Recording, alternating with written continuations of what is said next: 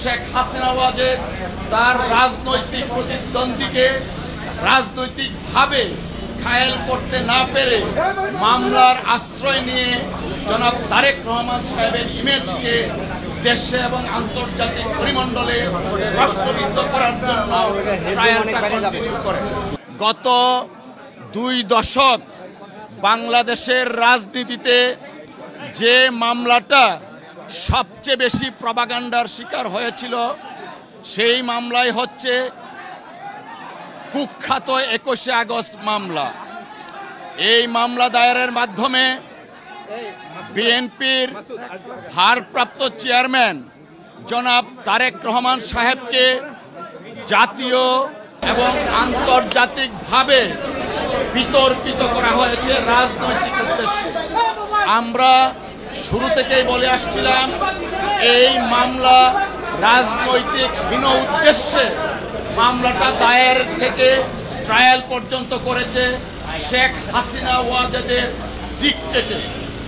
আমরা এও বলেছিলাম জনাব তারেক রহমান সাহেব কোনো অবস্থাতেই এই মামলায় কোনো সময়েই সংশ্লিষ্ট ছিলেন না, কিন্তু শেখ হাসিনা ওয়াজেদ তার রাজনৈতিক প্রতিদ্বন্দ্বীকে রাজনৈতিকভাবে ঘায়েল করতে না পেরে মামলার আশ্রয় নিয়ে জনাব তারেক রহমান সাহেবের ইমেজকে দেশে এবং আন্তর্জাতিক পরিমণ্ডলে রাষ্ট্রবিদ্ধ করার জন্য ট্রায়ালটা কন্টিনিউ করে।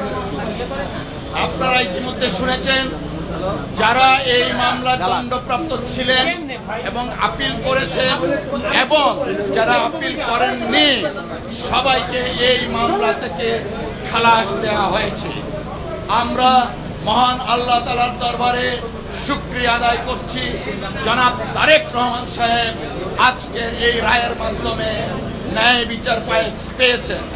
আজকে প্রমাণিত হয়েছে রাজনৈতিক উদ্দেশ্যে জনাব তারেক রহমান সাহেবকে যে মামলায় সাজা দেওয়া হয়েছিল সেই মামলায় আইনগতভাবে মোকাবেলার মাধ্যমে তিনি আজকে বেকসুর খালাস পেয়েছেন।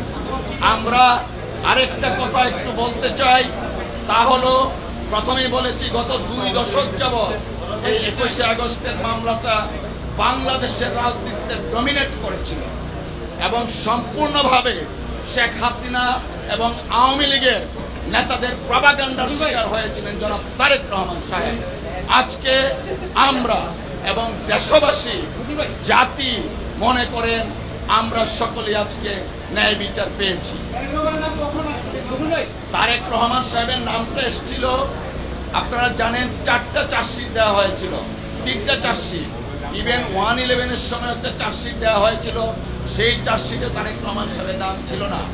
শেখ হাসিনা ওয়াজেদ যখন ক্ষমতায় আসলেন তখন আব্দুল কাহার আকন্দকে নিয়োগ করে 4র্থ চার্জশিট দেন, সেই চার্জশিটে জনাব তারেক রহমান সাহেবকে রাজনৈতিক উদ্দেশ্যে এই মামলায় ইনক্লুড করা হয়। আজকে আমি বলছি আজকে মহামান্য আদালত এই যে 4র্থ চার্জশিট এবং মুফতি হান্নানের 2য় স্বীকারোক্তিমূলক জবানবন্দির ভিত্তিতে যে চার্জশিটটা দেওয়া হয় সেই চার্জশিটটা আইন বহির্ভূত ছিল। সিআরপিসি এবং এভিডেন্স অ্যাক্টে এই চার্জশিটের কোনো আইনগত ভিত্তি নাই, তাই এই চার্জশিটে যারা অন্তর্ভুক্ত ছিল তারা এই মামলা থেকে খালাস পেয়েছে।